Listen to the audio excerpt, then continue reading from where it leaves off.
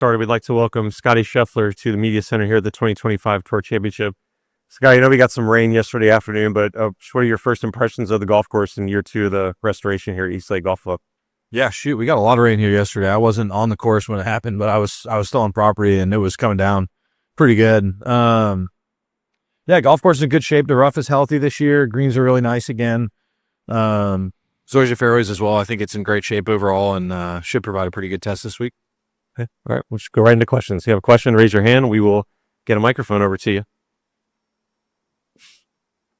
All right. Sweet. Any questions? All right. Thanks, sir.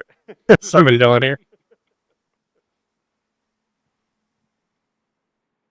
Yeah, Scottie, I know there's a bit of a push to make this championship a really difficult test. Do you have a sense if that's going to be the case based on course setup so far? Yeah, I think we need to shy away a little bit from the focus on difficulty. I think as players, we always look for a good test. And so when you look at a really good test, you want to see good shots rewarded in some way. And on certain holes, that's a par. On certain holes, that's a birdie. It never should be a bogey, I don't think. I think when you're hitting good shots, you should be able to make par or better. I think some of the best tests we see are typically ones where the score to par is a bit lower. And when you look at a week like this, I played the front nine yesterday, and when you're in the fairway and you hit a good tee shot, like if you're able to hit your driver in the fairway on this golf course, there's typically opportunities for you to make birdie. And when you're not in the fairway, like you look at a golf course like Memphis, I think is a good example this year. Every fairway I hit out there, you're like, okay, I can make a birdie on this hole. I can wedge it close. I can hit an iron in there near this pin.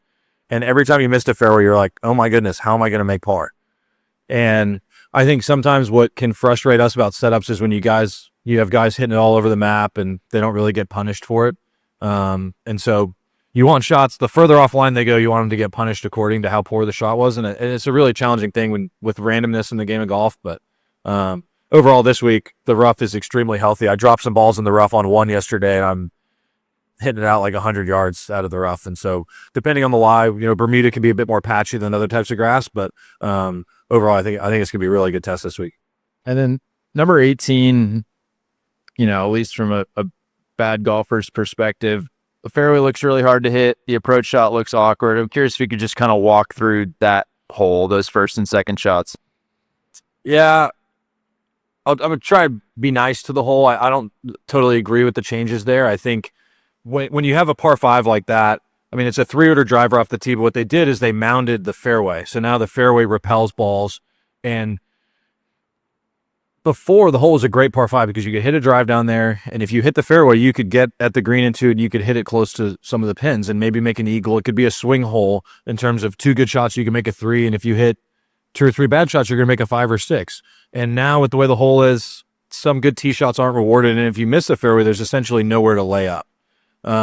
Especially with the way the rough is now, it's kind of an awkward angle, and they had to make internal out of bounds on the hole because guys were looking at playing it a different direction. And I think when you look at a good golf hole, that's never really the case, is when guys are looking to play down other holes. And now you're also hitting the second shot from a downslope to a green that's protected with bunkers in front of it. And it's not a contest of accuracy. It's just a contest of who can hit the ball maybe the highest. And it's still, I'm not even sure if Rory can hold that green, especially last year. And so I think a little bit of the reward has been taken away on a hole like that.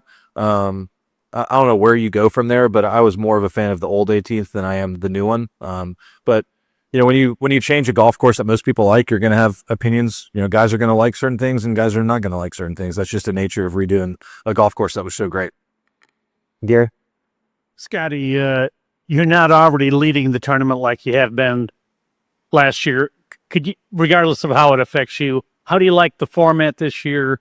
Is this the best way to finish it? Everybody starts even. What are your thoughts on that all setup? Yeah, I guess no more sandbagging for me at the end of the year. I was not a huge fan of the starting strokes format. I was a fan of the points format, but I understand why people wanted to move away from that, with FedEx being a huge sponsor and having to give out 2 trophies at the end of the week and explaining the season-long race. And this, to me, is a much simpler format to end the year. And in order to qualify for this championship, you have to have a great year. To be one of the 30 best players on our tour and make it to this tournament is an extreme accomplishment. And, one of the things people may pick apart is, well, some guys can win the season-long race without winning a tournament until the tour championship. And, I would argue making the tour championship without winning a tournament is is a pretty cool accomplishment. Not in the sense of not winning, but you have to have put together a really consistent, great season in order to qualify for the Tour Championship, especially without winning. And then when it comes to this week, we all start even par, and it's time to go chase what you want. In order to win tournaments, you have to play good golf at the right time. And if you want to win our season-long race, you have to play really good golf at the end of the season. And going into this week, it's, we all start even par, and it's time to go. If you want to win the FedEx Cup, we got to go win this week.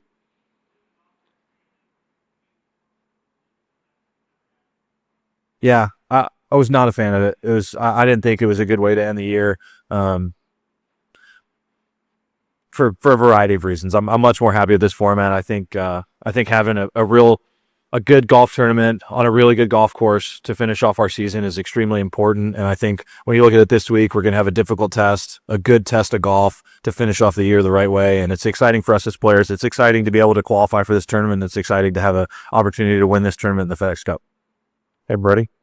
First, real quick. Yeah, I mean, there was a lot of indications that this was obviously, kind of made mid-season, and that are there more things that you think could go forward maybe next year in the future to make it even better Tour Championship? Yeah, I think as we continue to evolve with this golf course, and I think as we continue to improve the test and also improving the point system for the playoffs, I think the way it is right now, I maybe overvalues play at the end of the year in terms of qualifying for this tournament, and it may, I don't know if cheapen's the right word, but I think it having such a drastic difference in the points in the last 2 weeks, I think creates some inconsistencies in terms of rewarding the great seasons we have in order to qualify for the tournament. And so when I imagine the Tour Championship, I imagine it being the most difficult tournament to qualify for in golf. I think in order to make it here, you have to have a really great season. And then, the reward for making it here is having a chance to win the FedEx Cup. And I think it's a great reward at the end of the season. I think having a really good golf tournament as our last event is extremely important to us. And people have tossed around a lot of different formats for this tournament, and I think, a lot of talk. There's a lot of talk about match play and stuff like that, and the reality is we've had a match play tournament for a number of years. We had a match play tournament for 4 or 5 years in one of the biggest growing markets in the country, and that tournament still didn't succeed. And so I don't think match play is the best way to crown a season-long champion. And I think changing the format for your last tournament is kind of quite silly. And people love the comparisons to other sports, but golf is simply not like other sports. Yeah, I'm just going to leave it at that. And then, you obviously played with Russell Henley a good bit in Montreal. I'm curious, as someone who probably got to know him better there, I'd assume, what has it been like watching him kind of take another leap this year, that he's the kind of guy now who is automatically qualifying for a Ryder Cup team? Yeah, I mean, Russell is a tremendously hard worker. When I'm in the gym, I see him in the gym. When I'm out practicing, I see him out practicing. And Russell's a guy that I look up to for a variety of reasons. He's a great person. He's a great golfer as well. And anytime you see a guy who puts in the amount of effort that Russell puts into becoming a good golfer and seeing him have success, I mean, it really is special to see. Right, up to Bob here. Scottie, obviously you're on this really nice run of not just wins, but high finishes every week. And, if ever human nature being what it is, sometimes it's just, how do you keep going? How do you keep pushing? And last week might have been an example of that. Like, you had the points thing sewed up. It wasn't going to help you here. I mean, obviously you want to win, I'm sure, but do you ever have to fight that? And it was ever maybe a point in your career where there was an example where you felt like you didn't give it your all and it was a lesson? Yeah, I think over the course of my career, there's definitely been tournaments and shots that I would like to have back in terms of, like, that was the one thing I always learned. My biggest takeaway from playing with Tiger was the amount of intensity that he took to every shot. And that's something I've talked with a lot of guys about. And Tiger was just so different in a sense of the way he approached each shot. It was like the last shot he was ever going to hit. I mean, I've only played with Tiger once in a tournament. I played with him in the 2020 COVID Masters. And I think he made a 10 on the 12th hole. And he birdied, I think, 5 of the last 6. And it was like, what's this guy still playing for? I mean, he's won the Masters 4 or 5 times. And, best finish he's going to have is like 20th place at this point. And I just admired the intensity that he brought to each round. And, that's something that I try to emulate. I think, if I'm going to take time to come out here each week, like, it's not an easy thing to play golf tournament. Like, if I'm going to take a week off, I might as well just stay home. I'm not going to come out here to take a week off. And so if I'm playing in a tournament, I'm going to give it my all. And it's really all it boils down to. Time for a few more. Over here, Don. Scotty, as you keep getting better and better, you're now becoming more of a personality away from the golf course. You're the guy that everybody wants to hear from. You're playing starring roles in movies. How have you grown into that role, and do you feel more comfortable with being in the position you're now in away from the course? Yeah, I mean, for me, nothing really has changed. I mean, if you guys want to ask me questions, I'm more than willing to answer them. To be honest with you, I don't really have much to say. It's like because my life hasn't changed. I have so essentially sometimes it feels like a double life. I come out here and I play tournaments and have a lot of fun doing it. It's an amazing experience. And then when I go home, have the same friends. I practice at the same golf course. I mean, my home life hasn't changed a bit since I've had some success out here, and my life on tour has changed a good amount. It's a lot different for me to show up to a golf tournament. That's why I talk about, if I show up to a golf tournament, I'm here for a purpose, and that's to compete as hard as I can. If I want a vacation, I'm going to go on vacation. I'm not going to show up to a golf tournament to have a week off. Like if I want a week off, I'm getting out of here. I'm getting out of the public eye. I'm going home. I'm going to retreat a little bit and get rest so that I can come back out here and compete. And I guess nothing really has changed for me very much. I don't really know how to elaborate on it other than that.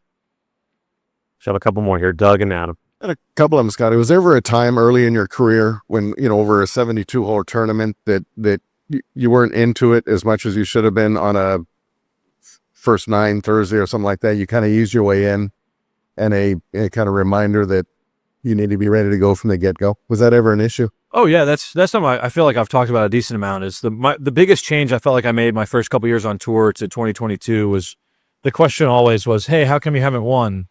And the reason I felt like I hadn't won yet is I hadn't put myself in position enough times. I'd only played in a couple final groups. I always found myself just a little bit on the outside looking in, and that's one of the things I learned from playing with Tiger. It was like, we're in 20th place or whatever going into Sunday at the Masters. Tiger's won 5 Masters. He's got no chance of winning the tournament. And we showed up on the first one. I was watching him read his putt, and I was like, oh my gosh, like this guy is in it right now. And that was something that I thought about for a long time. And I felt like a change I needed to make was bringing that same intensity to each round and each shot. And I feel like the reason I've had success in these tournaments is like, I don't hit the ball the furthest. Like the things that I do on the golf course, other people can do. I think it's just the amount of consistency and the intensity that I bring to each round of golf is not taking shots off, not taking rounds off, not taking tournaments off. Like when I show up at a tournament, I'm here for a purpose, and that's to compete hard, and you compete hard on every shot. And I think it's a lot easier said than done. And I think I've been in a good headspace the last couple of years where I've been able to stand up over a ball and focus on what I'm doing and just try and pull it off. Well, kind of to what Gary had mentioned earlier, was there anything to the psychology or the weirdness of starting a tournament with a 2-shot lead before you've hit a shot, of getting into it? I'm sure you were, but was there anything that made that weird? Yeah, it's very weird. When you talk about expectations and stuff like that, the Tour Championship for me was a tournament that I hadn't won before. I had, a pretty tough loss to Rory here in 2022.